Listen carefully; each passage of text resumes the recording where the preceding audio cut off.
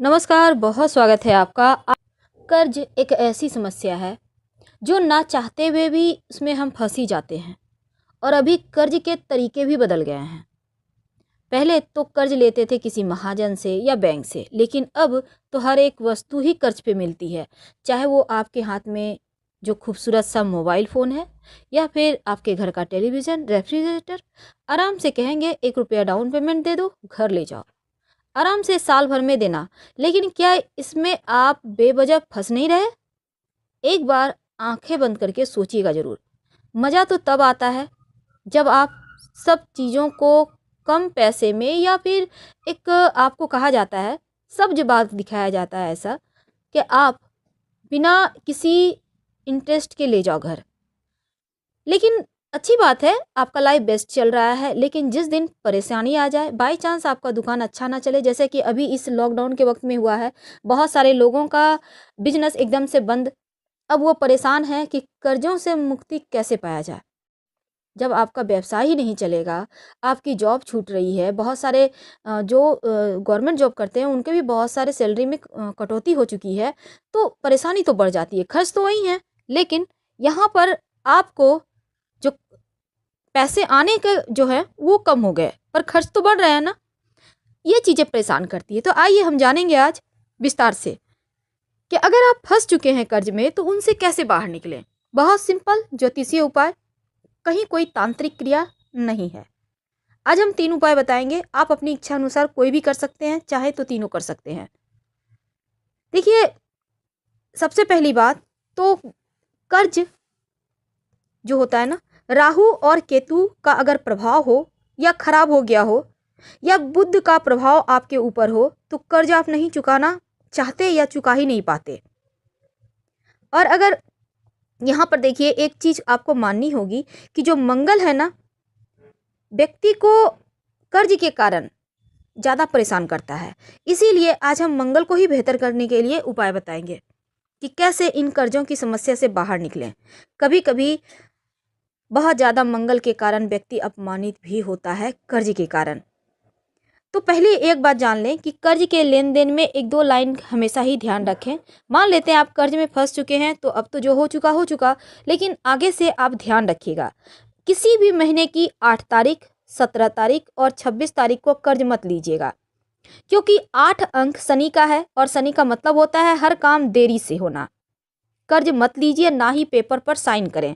अब काला रंग भी शनि का है, तो कोशिश कीजिए कि काला रंग का पेन से पेपर पर साइन ना करें।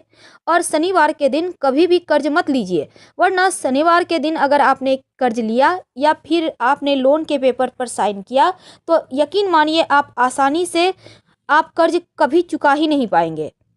दूसरी बात, कर्ज किसी को देना भी नहीं चाहिए शनिवार को, और लेना भी नहीं चाहिए। प्रयास कीजिए कि सोमवार, बुधवार और शुक्रवार के दिन ही आप कर्ज लें, क्योंकि ये 3 दिन जो है ना, स्पीड वाले दिन हैं।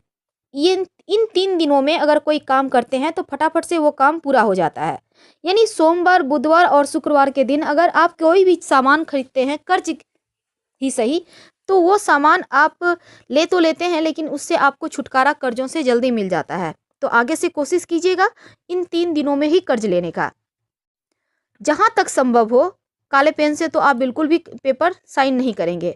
और जब आप साइन करेंगे पेपर में कर्ज लेने के लिए, तब आप भगवान से प्रार्थना कीजिएगा, हे प्रभु, ये तुम्हारी ही चीज़ है और तुम्हें ही अर्पित कर रहा हूँ। धन भी उनका है, आप भी उनके हैं। अपने धन को, अपने आप को उन्हीं को समर्पित कर दें, तो कर्ज से छुटकारा जल्दी मिलता है। अगर मान लेते हैं कर्ज में फंस गए हैं, आप बाहर नहीं निकल पा रहे, अब आप चाहते हैं कि कर्जों से मुक्ति मिल जाए, तब ऐसे में एक छोटा सा प्रयोग करें। पान का पत्ता, पान के पत्ते के बारे में तो आप जानते होंगे। तो एक पान का सुंदर सा पत्ता ले आइए जो बिल्कुल हरा हो, कटा फटा हुआ या पीलापन लिए हुए दाग धब्बे वाला मत लीजिएगा। सुंदर सा देखकर बेदाग रहित एक पान का पत्ता ले आए। अब इसको धोकर साफ करें, डंठल को हटा दें। पूरा चिकना और साबुत पान का पत्ता आपको लेना है, छोटा बड़ा मायने नहीं रखता। अगर कर्ज से बहुत परेशान हैं और कर्ज भी आपको परेशान कर रहा है, आपको लगता है कि लाभ नहीं हो पा रहा, तमाम प्रयास के बाद भी कर्ज नहीं उतर पा रहा, तब ऐसी दशा में इस पान के पत्ता पर आप लौंग और हरी इलायची रखें, 1 या 2 आपकी मर्जी पर है, कोई दिक्कत नहीं है। अब पान के पत्ते को मोड़कर बीड़ा बनाइए और मंगलवार की शाम हनुमान जी के मंदिर में जाकर अर्पित कर दें। हनुमान जी से अभी जो हमने आपको प्रार्थना करने को कहा था कि धन भी आपका है, आप भी उन्हीं के हैं, अपने धन को, अपने आप को भगवान को समर्पित करें, प्रार्थना करें उनसे। और ये उपाय आप 3 शनिवार, याद रखिए, शनिवार के दिन ये उपाय आपको करना है या मंगलवार के दिन, आपको जिस दिन सुविधा हो उसी दिन कीजिए, लेकिन लगातार 3 महीने तक कीजिएगा। कर्ज चुकाने के रास्ते बनने लगेंगे, इन 3 महीनों में ही आपको लगेगा फायदे हो रहे हैं। बहुत सिंपल उपाय है, पर कीजिएगा जरूर। और दिल से अगर कोई भी प्रार्थना की जाए वो कबूल होती है। तो भगवान को कुछ नहीं करना, आप शाम में सात्विक भोजन खाइएगा, दिन में शाम के समय स्नान वगैरह कीजिए, फ्रेश कपड़े पहने, पान का बीड़ा बनाइए, चले जाइए पास के मंदिर में। वैसे आप घर में भी कर सकते हैं, लेकिन मंदिर में चूंकि मूर्ति प्राण प्रतिष्ठा की भी होती है तो ज़्यादा असर करेगा, और वहाँ पर आप दिल की बातें, बेशक आप और सिर्फ भगवान होंगे तो आप बेहतर तरीके से कह पाएंगे। अब एक और छोटा सा प्रयोग इस दिन किया जाता है कर्जों से मुक्ति पाने के लिए। कई बार क्या होता है, आप लाख प्रयास के बाद भी कर्ज से मुक्ति नहीं पा पाते, आपको लगता है बार बार आप जलालत यानी जलील हो रहे हैं इस कर्ज के कारण, इस कर्ज के कारण आप बहुत परेशानी में पड़ चुके हैं।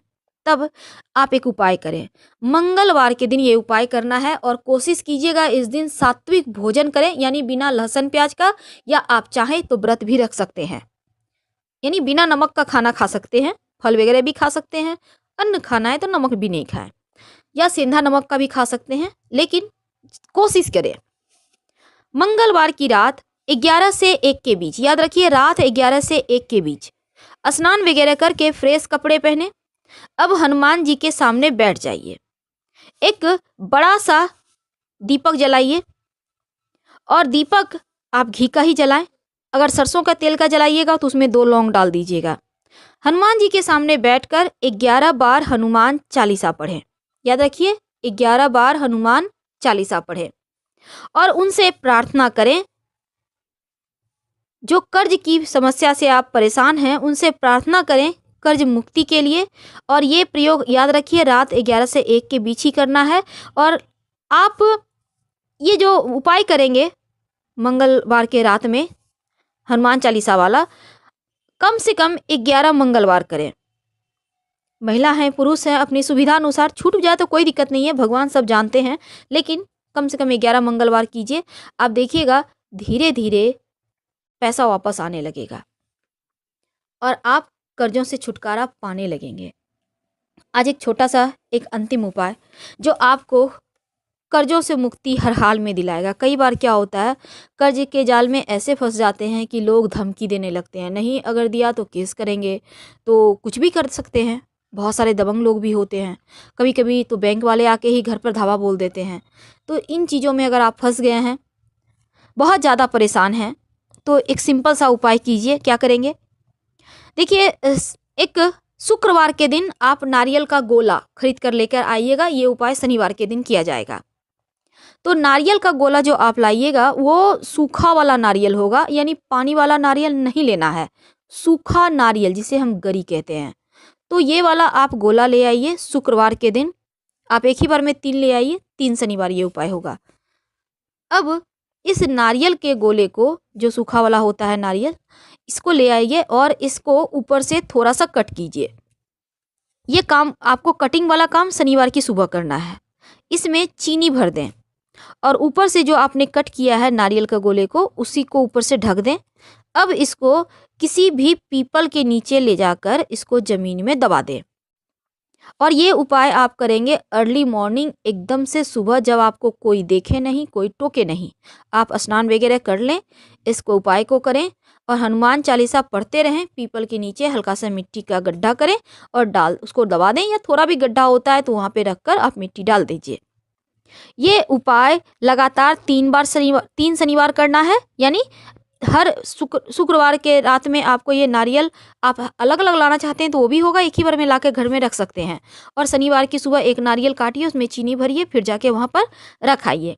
इसके साथ ही ऋण मोचन मंगल स्त्रोत का पाठ या कनकधारा स्त्रोत का पाठ करने से भी आपको, जब तक कि आपका कर्जा नहीं उतर जाता है, किसी भी एक स्त्रोत का पाठ करें, आपका कर्जा उतर जाएगा। ऐसा माना जाता है कि मंगलवार के दिन अगर हनुमान जी को सिंदूर अर्पित किया जाए तो भी कर्जों से मुक्ति मिलती है। अगर आप महिला हैं तो लाल पुष्प अर्पित कीजिएगा, और पुरुष हैं तब आप उन्हें सिंदूर अर्पित करें, क्योंकि महिलाएं सिंदूर अर्पित हनुमान जी को नहीं करेंगी। तो हम आपसे विदा ले रहे हैं। उम्मीद है आपको जानकारी अच्छी लगी होगी। हर हर महादेव। धन्यवाद।